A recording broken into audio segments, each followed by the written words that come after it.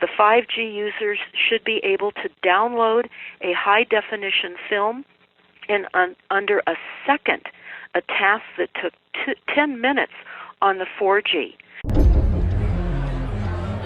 Ladies and gentlemen, please join me in welcoming to the National Press Club Federal Communications Commission Chairman Tom Wheeler. It's an honor to be here at the National Press Club. The first generation wireless, 1G, was voice. The second generation, 2G, allowed both talk and text.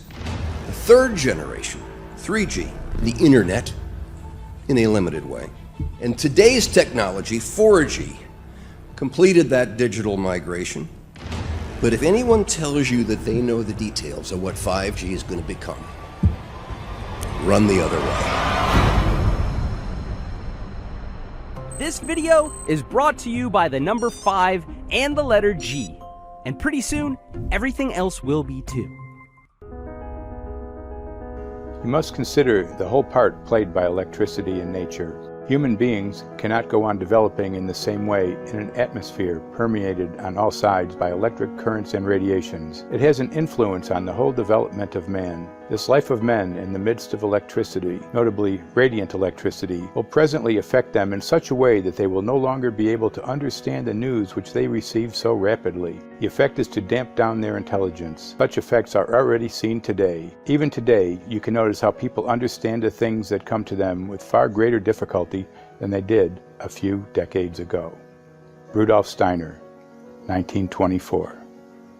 Rudolf Steiner noted that in 1924, since then our atmosphere has become far more permeated with electric waves of widely diverse types.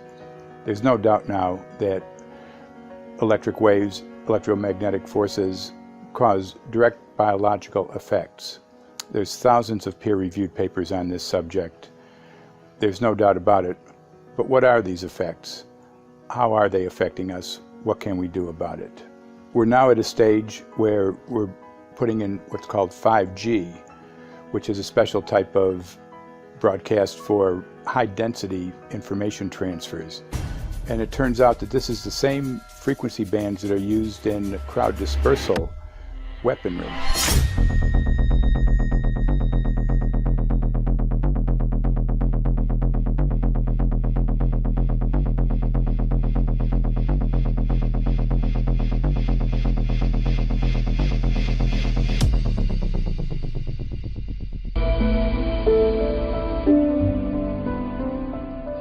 Well, I joined the Royal Navy in 1960, and I specialised in microwave warfare.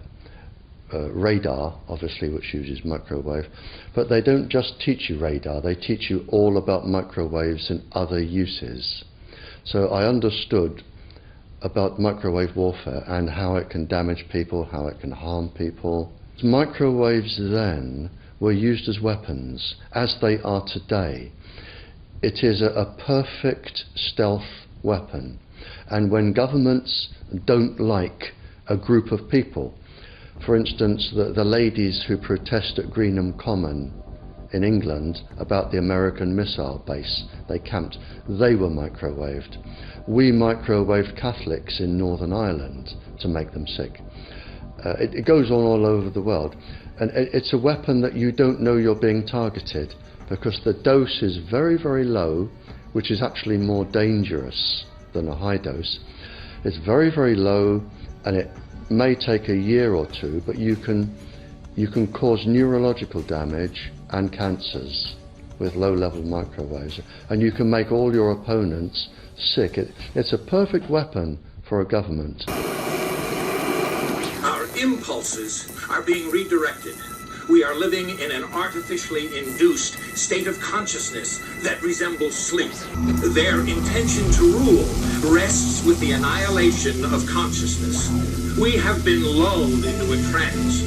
They have made us indifferent to ourselves, to others. We are focused only on our own gain. Please understand, they are safe as long as they are not discovered. Keep us asleep, keep us selfish, keep us sedated. Yes, 5G will connect the Internet of everything. If something can be connected, it will be connected in a 5G world. Hundreds of billions of microchips connected in products from pill bottles to plant waterers, requiring massive deployment of small cells. We won't wait for the standards.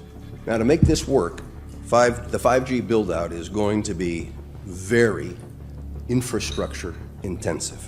We must reject the notion that the 5G future will be the sole provenance of urban areas. The 5G revolution will touch all corners, and that's damn important. The interconnected world of the future will be the result of decisions we must make today.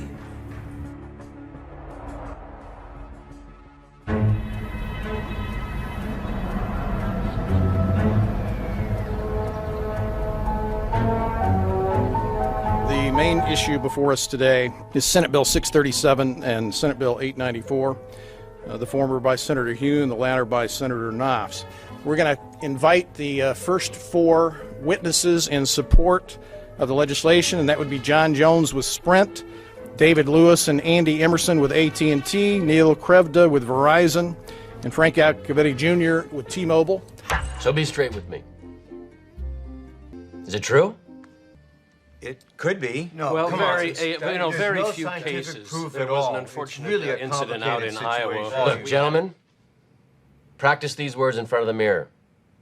Although we are constantly exploring the subject, currently, there is no direct evidence that links cell phone usage to brain cancer.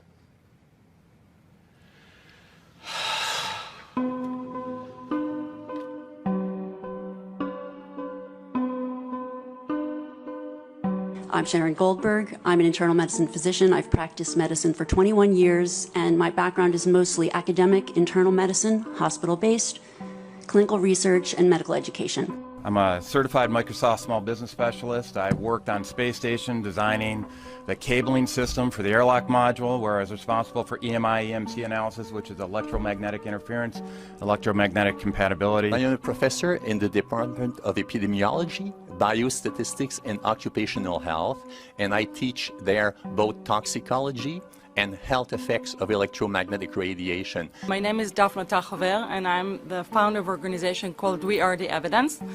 We are an organization that represents the many adults and unfortunately many children who have become very sick from wireless technology radiation. There seems to be a couple false Easter eggs being put out there right now. I want to make sure we dispel that right off the gate. The effects of wireless on health scientifically are very, very clear. So it's always pushed back to the definition of an acceptable level of radiation. And that's what this is, by the way. This is about radiation. Wireless radiation has biological effects, period. My name is Dr. Angie Kolbeck. I've been reviewing the studies showing the impacts of wireless radiation on our health, and there are now thousands of studies showing the following adverse health impacts to wireless radiation: cancer, oxidative damage, DNA damage, DNA failure. Things like memory, dizziness, anxiety, brain fog. Headaches, nosebleeds, cognitive problem, exhaustion. We have evidence of DNA damage, cardiomyopathy, which is the precursor of congestive heart failure. Short and long-term memory loss, decreased attention spans, lower reaction times, even involuntary contractions of muscles causing misalignments of spines and jaws. Breast cancer. We suddenly have breast cancer in women who have no DNA predisposition. Disrupted immune function and change in stress proteins. Reproductive and fertility effects. There are dozens and dozens of studies that show beyond any doubt what this radiation is doing to our sperm. Now, if you take the cell phone out of your pocket, the sperm will recuperate within 3 to 4 months. What would not recuperate would be the damage to the DNA of the sperm. That is irreparable. The wife of the ex-governor of Indiana was diagnosed with glioblastoma. Same brain tumor Ted Kennedy had and John McCain had. Did you look at John McCain's car? This is a cell phone brain tumor. LeBron James, one of our sports people, had a salivary gland tumor. That is another cell phone tumor. You didn't hear about it because immediately after that was discovered, he was paid by Samsung to become their spokesperson. We are seeing increases in brain tumors. We're seeing increases in Alzheimer's. We're seeing increases in all of the neurotransmitter diseases, ALS, Lou Gehrig's disease, Parkinson's. These are all disease systems that are known to be associated with low-level energy exposures. We talk about 24/7, around-the-clock exposure, wherever you are and your whole body. You never get away from it. And it seems from our studies that maybe your immune system can cope with for a time, but it will deteriorate. Then the irradiation will definitely damage cells at a deeper level, and the question is what will then happen? These are out of peer-reviewed papers, so these are not just hypochondriacs thinking that they're doing it. We're having real problems with this. This is no longer a subject for debate when you look at PubMed and the peer-reviewed literature. These effects are seen in all life forms: plants, animals, insects, microbes. So 5G is not a conversation about whether or not these biological effects exist. They clearly do. There is scientifically evidence that is so strong that you can be certain that the standards used by the FCC to manage health effects are wrong. We need to start measuring how much radiation are people being exposed to before we roll out 5G. There are 4 kinds of electromagnetic fields that we know are harmful to human health.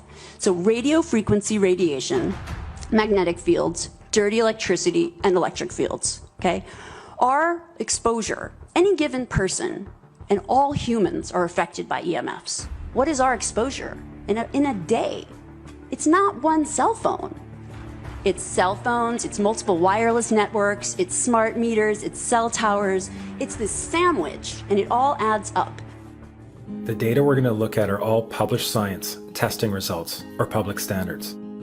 At the bottom end of the radiation scale of what's called power density, or signal strength, is the minimum level at which cell phones will work, which was found to be 0.2 billionths of a microwatt per centimeter squared. Pine needles were found to age prematurely at 0.000027. At short-term exposures of 0.05, children aged 8 to 17 experienced headache, irritation, concentration difficulties, and behavioral problems. 0.1 is the biobiology or building biology guideline for extreme concern. 1.0 produced sperm DNA fragmentation and a decrease in sperm viability in vitro. Also at 1.0, the science shows the following bodily effects can occur: headaches, dizziness, fatigue, insomnia, chest pain, difficulty breathing, and indigestion. 2.5 saw altered calcium metabolism in heart muscle cells. 4.0, changes in the hippocampus affecting brain memory and learning. And at 6.0, DNA damage in cells. So where are smart meters on this list? Electrical Power Institute in December 2010 measured a single Itron smart meter with pulses up to 7.93 microwatts per centimeter squared. Our own testing indicated approximately 8.0 with 1 meter. These tests are at a close distance, approximately 1 foot away from the meter, but an infant's crib could be just as close on the other side of the wall where the meter or bank of meters are installed. Even though there are all these known health effects at levels far lower, Switzerland, Liechtenstein, and Luxembourg see fit to set the standard at 9.5. And China, Poland, and Russia, 10.0. This is the same level at which behavior has been altered, producing reflexes of avoidance following 30-minute exposures. A room of 12 smart meters, very common and even a conservative number in an apartment building, tested at 19.8 microwatts per centimeter squared. This is hundreds of times higher than levels which clearly indicate harmful effects. So how can utilities and governments get away with forcing these devices on everyone? This is how. In Canada and the US and several other civilized countries, the safety limit is set at 600 to 1,000 microwatts per centimeter squared. This so-called safety limit is literally tens of thousands of times higher than levels which are known to damage health according to peer-reviewed published science. Now, again, I would conclude with the 5G by saying this is a global deployment. Any of the cities that you're hearing about that have tried to stop it, the cities have absolutely no jurisdiction. The FCC is actually controlled by Google and Crown Castle. The FCC is just a puppet show. And the President of the United States is a puppet controlled by the international bankers. You must first understand that. I would recommend that everybody watch this movie, if you've missed it, called Vice, V-I-C-E. It discusses the terrorism under Dick Cheney. And you will see what happened with the executive orders and how our country was usurped. Even then, it's been a ongoing, drop-by-drop, absolute slaughter of everything we've been told in school or in the media that our country represents. It doesn't. We have many good and decent people that have been mind-controlled through the false media and propaganda. It's time now to not be mind-controlled anymore. We simply do not have the time.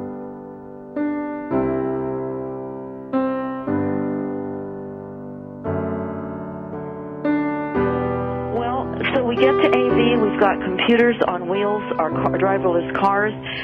The LiDAR required to do a 360 circumference around the computer on wheels or the AV blasts out 1 million times a second and then returns to the main computer on board so that it can see what's around it. Think about the pulses of this LiDAR from just the AV alone. Then we have mixed reality in these cities. MR, that's another acronym. Right. The brains of the city are going to be AI. So we have to look at our cities as absolute frequency cyber cages. People don't survive in these cities, and people are being promised faster downloads. We don't need to have any more studies or reports or suggest that they don't know, the FCC doesn't know what's going on. They absolutely know what is happening. This is the plan. This is mass genocide. Bottom line, mass genocide.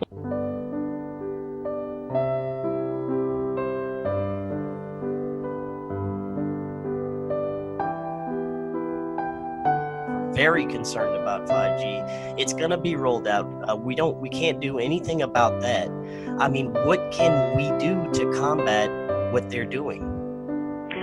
5G, what we're, of course, hoping, I mean, we've got scalar waves. We've got frequencies that are rolling out, and we're not able to stop it. Let's face it.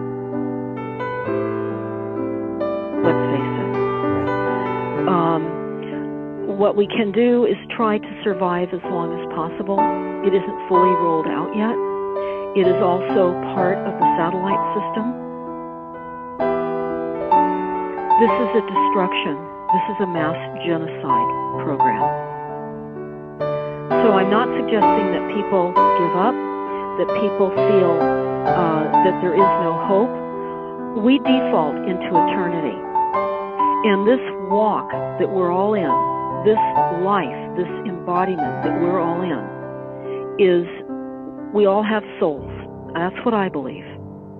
And I believe that we default into eternity. Now, I don't know everyone listening believes that or not, but I would suggest you take a look at that, because we have evil presenting itself in the most satanic ways possible on this planet.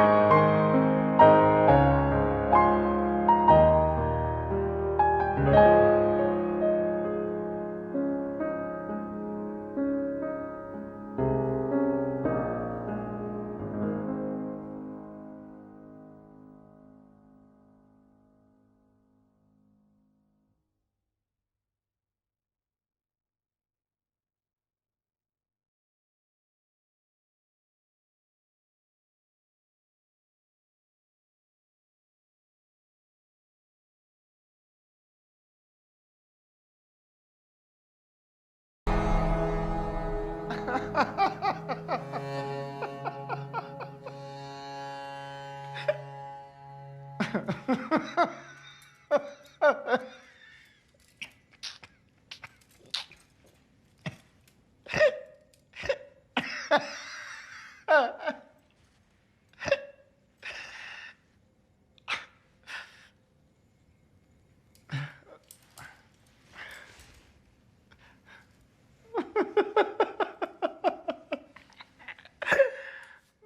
ha.